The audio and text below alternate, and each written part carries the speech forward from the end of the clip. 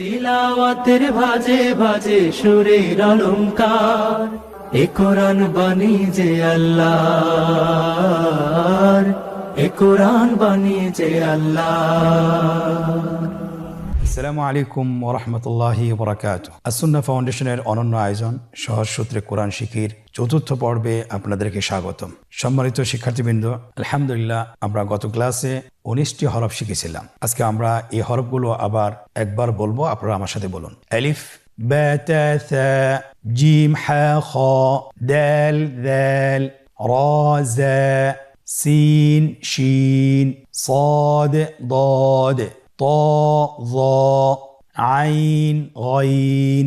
আলহামদুলিল্লাহ খুব অল্প সময়ে আমরা 19টি হরফ সম্পন্ন করতে পেরেছি আলহামদুলিল্লাহ। আজকে আমরা বাকি হরফগুলো শিখব। বাকি 10টি হরফ আমাদের সামনে রয়েছে, আপনারা স্ক্রিনে লক্ষ্য করুন। 10টি হরফ আমরা দেখতে পাচ্ছি, আপনারা আমার সাথে বলুন। ফা কফ কাফ লাম মিম নুন ওয়াও হা হামজা ইয়া। ফা হরফটি আপনারা স্ক্রিনে দেখতে পাচ্ছেন। ফা হরফটি উচ্চারণের ক্ষেত্রে বারিক হবে এবং এক আলিফ টেনে পড়তে হবে। আপনারা আমার সাথে আবার বলুন। ফা। স্ক্রিনে দেখতে পাচ্ছেন ফায়ের মাখরাজ। ফায়ের মাখরাজ হলো নিচের ঠোঁটের প্যাড সামনের উপরের দুই দাঁতের আগার সঙ্গে লাগিয়ে উচ্চারিত হয়। আপনারা আমার সাথে আবার বলুন। ফা ফা। পরবর্তী হরফ কফ। ফায়ের একটি নোক্তা, কফের দুইটি নোক্তা। আমরা যদি পার্থক্য করতে চাই ফা এবং কফের মধ্যে, কিভাবে বুঝবো? ফায়ের উপর এক নোক্তা এক ফোঁটা এবং কফের উপর দুইটি ফোঁটা। কফ উচ্চারণের ক্ষেত্রে একটু মোটা করে উচ্চারণ করতে হবে। আপনারা আমার সাথে আবার বলুন। কফ। আরেকবার চেষ্টা করুন। কফ। কফ উচ্চারণের ক্ষেত্রে অবশ্যই 3 আলিফ টেনে পড়তে হবে। আবার বলুন কফ। কফের মাখরাজ স্ক্রিনে লক্ষ্য করুন। এখানে আমরা মাখরাজের বা উচ্চারণের স্থান দেখতে পাচ্ছি। কফের মাখরাজ হলো জিহ্বার গোড়া তার বরাবর উপরে তালুর সঙ্গে লাগিয়ে উচ্চারিত হয়। জিহ্বার গোড়া তার বরাবর উপরে তালুর সঙ্গে লাগিয়ে উচ্চারিত হয়। আপনারা উচ্চারণ করুন কফ। আবার বলুন কফ। আলহামদুলিল্লাহ আজকের আমরা 2টি হরফ শিখলাম। তৃতীয় নম্বর হরফটির নাম হলো ক্যাফ। তৃতীয় নম্বর হরফটির নাম ক্যাফ। কাফ উচ্চারণের ক্ষেত্রে অবশ্যই পাতলা করে উচ্চারণ করতে হবে এবং 3 আলিফ টেনে পড়তে হবে। আপনারা আমার সাথে চেষ্টা করুন। ক্যাফ। আবার বলুন ক্যাফ। কাফের মাখরাজ আমরা স্ক্রিনে দেখতে পাচ্ছি। কাফের মাখরাজ হলো জিহ্বার গোড়া থেকে একটু আগে বাড়িয়ে তার বরাবর উপরে তালের সঙ্গে লাগিয়ে উচ্চারিত হয়। তাহলে আমরা কফ যেখান থেকে উচ্চারণ করেছি একটু আগে বাড়িয়ে সেখান থেকে আমরা তার বরাবর উপরে তালের সঙ্গে লাগিয়ে হরফটি উচ্চারণ করব। আপনারা আবার চেষ্টা করুন। ক্যাফ। কাফ হরফটি চেনার ক্ষেত্রে অবশ্যই সহজ উপায় হলো যে কাফের উপরে কোনো নোক্তা নেই, কোনো ফোঁটা নেই। কাফের ভিতরে একটি ইংলিশ হরফ এস যুক্ত রয়েছে, আপনারা দেখতে পাচ্ছেন। পেটের ভিতরে একটি এস আছে, এটা আপনারা দেখলেই বুঝতে পারবেন ইনশাআল্লাহ। পরবর্তী হরফ লাম। লাম হরফটি উচ্চারণের ক্ষেত্রে অবশ্যই বারিক হবে এবং 3 আলিফ টেনে পড়তে হবে। আপনারা আমার সাথে বলুন লাম।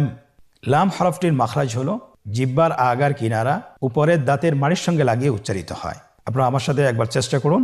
লাম। আবার বলুন লাম। পরবর্তী হরফ আমরা যেটা দেখতে পাচ্ছি স্ক্রিনে লক্ষ্য করুন।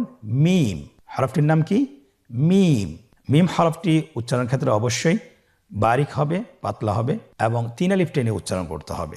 আমার সাথে আরেকবার চেষ্টা করুন। মিম। আবার বলুন মিম। হরফটির উচ্চারণ স্থান 2 ঠোঁটের শুকনো স্থান থেকে উচ্চারিত হয়।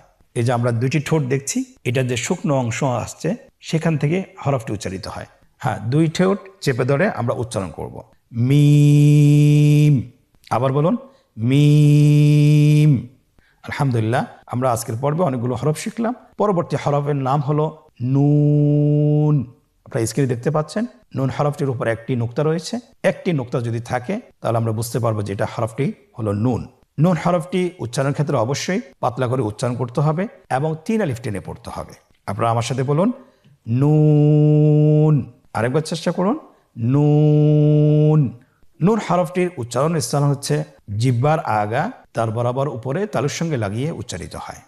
আপনারা স্ক্রিনে দেখতে পাচ্ছেন জিহ্বার আগা তার বরাবর উপরে তালুর সঙ্গে লাগিয়ে উচ্চারিত হয়। আপনারা জিহ্বার আগাটা তার বরাবর উপরে তালুর সঙ্গে লাগিয়ে উচ্চারণ করুন এবং আমার সাথে বলুন নুন। আবার বলুন নুন। আজকের পর্বের পরবর্তী হরফটি হলো ওয়াও। আমরা স্ক্রিনে দেখতে পাচ্ছি ওয়াও হরফটি উচ্চারণের ক্ষেত্রে বারিক হবে এবং 3 আলিফ টেনে পড়তে হবে। আপনারা আমার সাথে বলুন ওয়াও ওয়াও। 2 ঠোঁট গোল করে মাঝখানে ফাঁক রেখে হরফটি উচ্চারণ করতে হবে। আপনারা আমার সাথে বলুন ওয়াও। আবার বলুন ওয়াও। আবার বলুন ওয়াও। আলহামদুলিল্লাহ, আমরা 7টি হরফ শিখে ফেলেছি। বাকি 3টি হরফ আমরা এখন শিখব। আপনারা স্ক্রিনে লক্ষ্য করুন। পরবর্তী হরফটির নাম কি? হ্যাঁ। হ্যাঁ হা হরফটি উচ্চারণ ক্ষেত্রে অবশ্যই বারিক হবে এবং 1 আলিফ টেনে পড়তে হবে। আপনারা আমার সাথে বলুন হ্যাঁ। হ্যাঁ হরফটি উচ্চারণের স্থান কণ্ঠনালীর শুরু হতে, অথবা আমরা যদি আরবিতে বলি হলকের শুরু হতে এই হরফটি উচ্চারিত হয়। কণ্ঠনালীর শুরু থেকে উচ্চারণ করুন হ্যাঁ। হ্যাঁ। আলহামদুলিল্লাহ। পরবর্তী হরফটির নাম হলো হামজা। পরবর্তী হরফটির নাম হামজা। হামজা হরফটি উচ্চারণ ক্ষেত্রে বারিক করে উচ্চারণ করতে হবে এবং এখানে টেনে পড়া যাবে না, দ্রুত পড়তে হবে। আপনারা আমার সাথে বলুন হামজা। হামজা। হামজা হরফটি উচ্চারণের স্থান হায়ের মতোই। হা হরফটি যেখান থেকে আমরা উচ্চারণ করেছি একই জায়গা থেকে আমরা হামজা হরফটি উচ্চারণ করব হলকের শুরু হতে। আপনারা আমার সাথে বলুন হামজা। আবার বলুন হামজা। মাশাআল্লাহ। পরবর্তী হরফটির নাম হলো ইয়া। পরবর্তী হরফটির নাম ইয়া। পরবর্তী হরফটির নাম কি? ইয়া। ইয়া হরফটি উচ্চারণের ক্ষেত্রে বারিক হবে এবং 1 আলিফ টেনে পড়তে হবে। ইয়া। আবার বলুন ইয়া। ইয়ার মাখরাজ কোন জায়গা থেকে উচ্চারিত হয়? ইয়া উচ্চারিত হয় জিহ্বার মধ্যখান তার বরাবর উপরে তালুর সঙ্গে লাগিয়ে উচ্চারিত হয়। আমরা জিহ্বার মধ্যখানটাকে উপরে তালুর সঙ্গে লাগিয়ে উচ্চারণ করি ইয়া। আবার বলুন ইয়া। আলহামদুলিল্লাহ, আমরা খুব অল্প সময় 10টি হরফ শিখে ফেলেছি। আমরা শুরু থেকে আবার আরেকবার বলি ফা, কফ, কাফ, লাম, মিম, নুন, ওয়াও, হা, হামজা, ইয়া। আলহামদুলিল্লাহ, আমরা খুব অল্প সময় 10টি হরফ শিখে ফেলেছি। এখন আমরা 10টি হরফের লিখন রূপ দেখব, কিভাবে লিখতে হয়। হরফগুলো আমরা চিনলাম এবং আমরা শিখলাম, কিন্তু কিভাবে লিখতে হয় সেটা আমাদেরকে জানা দরকার। আমরা জানি আরবি হরফ ডান দিক থেকে শুরু করতে হয়, বাম দিকে শেষ করতে হয়। আমরা স্ক্রিনে লক্ষ্য করি, প্রথম হরফটি হলো ফা। আমরা বা হরফটি যেভাবে লিখেছিলাম ফা হরফটি সেভাবে লিখবো, শুধুমাত্র একটু পার্থক্য, ডান দিকে মাথাটাকে একটু গোল করে দেব এবং উপরে একটি নোক্তা বসিয়ে দেব। দেখুন স্ক্রিনে ফা হরফটি হয়ে গিয়েছে। পরবর্তী হরফ কফ। কফ হরফটি আমরা গোল করে লিখতে হবে। সিনের সেকেন্ড মাথাটা যেভাবে আমরা লিখেছি সেভাবেই সিনের সেকেন্ড মাথার মতো লিখব, শুধুমাত্র ডান পাশের অংশটিকে আমরা গোল করে দেব এবং উপরে 2টি নোক্তা বসিয়ে দেব, তাহলে হয়ে যাবে কফ। স্ক্রিনে দেখতে পাচ্ছেন কফ হরফটি কিভাবে লেখা হচ্ছে। পরবর্তী হরফ কাফ। কাফ হরফটিও একই রকমভাবে লেখা হচ্ছে। দেখুন ডান দিক থেকে শুরু করে বাম দিকে শেষ হলো এবং মাঝখানে একটি ইংরেজি হরফ এস এর মতো বসিয়ে দিলে হয়ে যাবে, কাফ হরফটি হয়ে গেল। পরবর্তী হরফটি আমরা স্ক্রিনে লক্ষ্য করি, লাম কিভাবে লিখতে হয় আলিফের মতোই, শুধুমাত্র দ্বিতীয় অংশটি একটু গোল করে উপরের দিকে গিয়ে শেষ করতে হবে। লাম হরফটি হয়ে গেল। পরবর্তী হরফটি হলো মিম। আমরা দেখতে পাচ্ছি মিম হরফটি কিভাবে লিখতে হয়, স্ক্রিন লক্ষ্য করুন। মিম হরফটি লেখা হচ্ছে, খুব সহজেই মিম হরফটি লেখা হয়ে গেল। পরবর্তী হরফ নুন। নুন হরফটি কিভাবে লিখতে হয়, কফ হরফটি যেভাবে লিখিয়েছি সেভাবে লিখতে হবে, শুধুমাত্র কফের গোল অংশটি থাকবে না এবং সেখানে একটি ফোঁটা বসিয়ে দিতে হবে। দেখুন নুন হরফটি হয়ে গেল। আলহামদুলিল্লাহ। পরবর্তী হরফ ওয়াও। ওয়াও আমরা কিভাবে লিখব? আমরা শুরুতে যেভাবে র লিখেছিলাম শুধুমাত্র রয়ের উপরে মাথাটা গোল করে আমরা লিখে ফেলব। ওয়াও হরফটি লেখা হচ্ছে। আলহামদুলিল্লাহ, ওয়াও হরফটি লেখা শেষ হলো। তাহলে আমরা ওয়াও হরফটি এভাবেই লিখব। পরবর্তী হরফ হলো হ্যাঁ। হা হরফটি কিভাবে লিখতে হবে দেখুন, যদি আমরা নুনের মতো লিখি শুধুমাত্র উপরের 2টি অংশ আমরা বের করে দেব, 2 দিক থেকে বের করে দেব। দেখুন হা হরফটি কিভাবে লিখছে, হা হরফটি লেখা হয়েছে। আলহামদুলিল্লাহ।